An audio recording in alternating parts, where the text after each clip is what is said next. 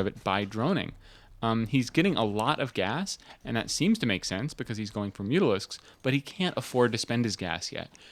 It's a very tricky thing to time your gas, but if you ever find that it's totally off, like right now, take your guys off gas, and good. Blue player is doing that now, a bit late, but he is doing it, and I think that's awesome. He is taking his guys off of gas, maybe even up here. All his guys are off gas. Good. And I would like to see only drones coming out for the blue player. Not quite, unfortunately. And he's going in for an attack. Ooh, this is not really the time he should be engaging. He needs to be positioning himself well with these spine crawlers, defending, and making use of his air superiority to drone. He should not be trying to kill his opponent right now. That is not what you do in a situation where you're just kind of on the back foot. You don't just try to force your opponent to die right now. You make some drones. Okay, he is getting a clue and making some drones. But see, okay, so +1 attack up for the red player and burrow up for the blue player. Unfortunately, let's see. And that's the thing is that burrow, it's great for getting into a good position. Okay, I like what I'm seeing. He is controlling this pretty well. Good game. Doing some target firing that I do not like. Taking out that evolution chamber, which is big, but drones are more important, and even more important is just killing the blue player's army. Because the thing is, these roaches are taking so much damage, and they are really not... roaches are not cheap. There's 75 minerals and 25 gas per roach. And if you kill just a few drones and one evo chamber, yeah, you delay his upgrades, but I'm really not sure that was worth it for the red player. Red player is expanding now. This is very exposed and should be taken out pretty quickly by the Mutalisk force of the blue player. Only 4 Mutalisks out, so at some point engaging Hydralisks and other anti-air stuff, I guess, Blue lost a lot of Mutalisks, and you really cannot afford to lose Mutalisks. Mutalisks are expensive, and they're designed for harassment rather than engagement, so if they are engaging a lot and you're losing a lot of them, you are probably not getting your money's worth. So don't do that. The fact that he only has 4 Mutalisks really limits his choices right now. He target fired this drone. He didn't even kill it. And that's the kind of thing that happens when your Mutalisk count is just so pathetically low. It's hard to do real damage before your opponent responds. Meantime, good game pushing out with a ton of roaches. Blue is too far forward, but still don't like the position of these spine crawlers. I would really pull back and try to engage here. This is not the position you want to be engaging in. See, good game is able to spread all of his roaches out, get a perfect arc. Blue, I'm not going to try to pronounce his name. Blue needed to have his own arc here. That way, good game would have to walk in more single file like, and his units would be less efficient. But they were just perfectly efficient out here. Good burrow there. It is good to do this to regenerate the hit points on those roaches and kind of mess up the targeting of your opponent's roaches. And good game. I don't think what he's doing is absolutely the best, but it's a really solid strategy in this position. Namely, your economy is screaming ahead of your opponent, so you sacrifice, but you keep your economy really screaming hard. Oh my god, I do not like the target firing I'm seeing in this game. He's going to take out the Roach Warren. So, that's not a big deal. That's 150 minerals. If Blue has good response, he will be able to get another Roach Warren up quickly. But in the meantime, Spine Crawlers and Mutalisks and Roaches getting free shots off on his units. So if it weren't for the fact that Blue is losing so many drones, 37 right now to 46, so he's been behind over a long period of time. And let me tell you, that is bad. I've given the mathematical justification of this before, but the point is that knowing who has the Harvester lead, it's more, you have to add that up over time. So being in a 5 Harvester lead for 10 minutes is the same as being in a 10 Harvester lead for 5 minutes or whatever. That is because multiplication is commutative. I study math, yeah. So having to rebuild a spawning pool, getting double spawning pools, that's probably a mistake. He might have meant for one of them to be a Roach Warren, or I don't know. There was certainly a mistake in there somewhere. But Blue is absolutely crippled. He can't make units right now. He has an inferior economy. Red is getting his third base up.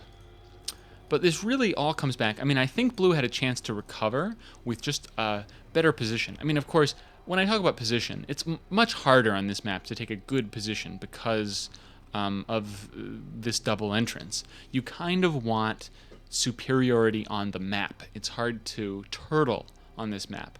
You want to be forward with your units, and that's hard if you have an inferior army. So it's not like it's just as easy as, oh, he could have fell back and made some drones. But that was his chance to get back, and he didn't do it. But again, this all goes back to the fact that he did an awkward switch into roaches and did not have his defense ready for a lot of speedlings from GoodGame. And that is just one of the most basic moves in the Zerg arsenal. Zergling Rush, right? This is what everybody learns to fear in their first week of playing StarCraft or StarCraft 2. They learn to fear the Zergling Rush. That is the basic, oh my god, weird engagement here. GoodGame not really firing, trying to walk away. Getting fungal growth really well. Lots of fungal growth, going back and forth. Hard to tell what is going on or who is going to win. Blue player has a lot of advantages in this engagement, but of course, red does have the upgrade advantage by a lot. Oh my god.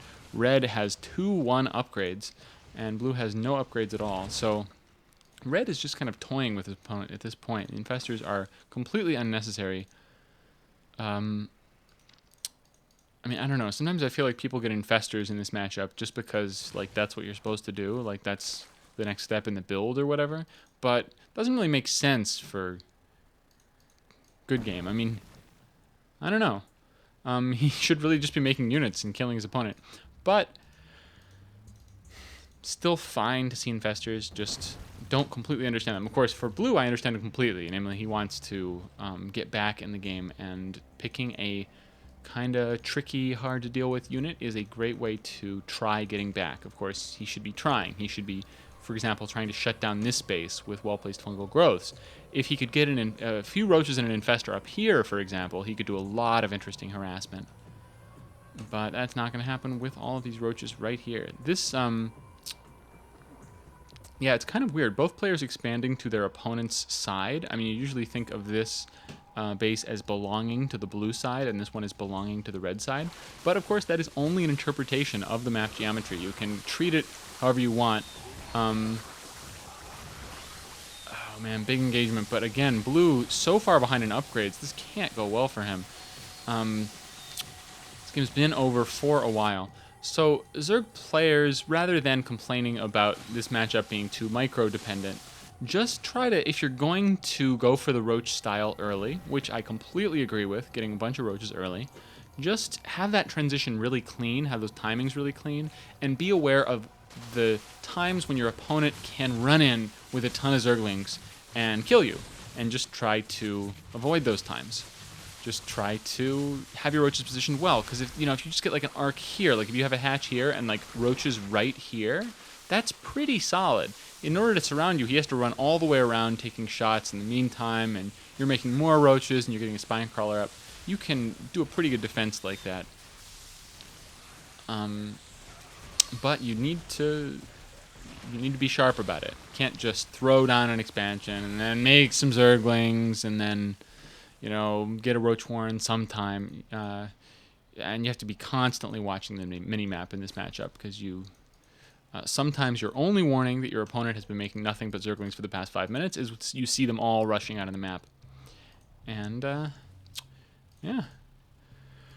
Well, I'm going to try to enjoy the rest of this game, because I think I've said everything about it. Somehow, in the midst of all of this carnage, blue player has managed to get 2 bases up. This one goes down without any positive effect at all. Mutalisks out for blue player. Oh yeah, so I guess that's the one other thing about infestors for GoodGame. He knows that his opponent did have a few Mutalisks out, although he has not rebuilt the Spire or anything like that. But infestors are a great way to deal with Mutalisks. Of course, they're even better if you have a few Hydras mixed in. At some point, GoodGame did stop making Hydralisks. Did he? I guess he lost his Hydra Den at some point. If you really care about this kind of action, I apologize for... Ooh, I like this, though. Nice infested Terran stuff. They are unfortunately targeting the spine crawlers and not the drones, so this is going to do a lot less damage than blue really wants. All these drones are safe here, although if you wanted to be really clever, you could bring in your roaches right now to surround and kill these drones. That would be a pretty stylish move. Yeah, so nice use of burrowed infestors. You don't see nearly as much of this as you would like. Um, moving in, target firing one of the spawning pools, target firing the other spawning pool now. GoodGame really likes this target firing. And it's fine. I question whether it's absolutely the best. The thing is that if you kill your opponent's spawning pool, maybe they have like a roach warren somewhere, right? So they might still be able to make units. You might not have really achieved your goal. On the other hand, if you kill, like, well, he did kill the lair at some point. So never mind. Killing the lair and then killing the spawning pool. Yeah, I guess I can get behind that. But usually it's enough to just kill your opponent's army. Anyway, I mean, I take it back. That target firing was fine. Some of the stuff I saw earlier was definitely not good. Exhausting game, absolutely. But yes, SmutnaRzeka did lose that game pretty fast. If you go for a fast expansion and you don't ever make use of the fast expansion and then you lose the fast expansion, that's pretty much going to be game over in any even game. I mean, and as such, if you are going to go for a fast expansion, if that is going to be the style that you choose to play, it shouldn't just be like, well, I'm going to make a hatch first, and then I'll have a good economy. You should have the steps planned out in your head, how you're going to get to that good economy. You have the means to get there. You have that second hatchery. So when are you going to get your second queen? And how are you going to defend during these periods of drone production that you are inevitably going to want to take advantage of those mineral patches? These are really important thoughts to have if you're going to go for a fast expansion. If you're not going to go for a fast expansion, of course, your job is easier. You can have much simpler builds, like I will walk over and kill him, which was approximately Red's plan in this game, and executed quite well. Do like the Baneling choice. Would have even preferred a little more aggression, but such an enormous amount of damage. Just punishing roach openings the way that you should. I mean, I'm not saying that roach openings are bad and they need to be punished or whatever. It's just, using the immobility of the roaches and the fact that they don't do very well out in the open against speed zerglings. So this is done for this cast. I hope this was enjoyable to the parties involved. I actually do not know which of these two players submitted the game. This might be just due to an oversight on my part, but maybe I wasn't told. I don't know, but whichever player you are, hope that this helped you out. And if you're enjoying the casts, go ahead and subscribe to my channel. Or even better than subscribing to my channel is telling me how I'm doing, even if it's really bad. So more than subscribers right now, I do need comments. I need criticism. I mean, I need things I can improve. If you think I'm too exciting, let me know. If you think I'm not exciting enough, which is probably more likely, then let me know about that as well. Yeah, that's about all I have to say here. I might do one of my own games after this, or maybe some kind of pro game. I don't know. I kind of feel like doing another one of these today, though. So that way I don't have to do one tomorrow. We will see what happens. But in any case, for now, this is modulistack saying farewell.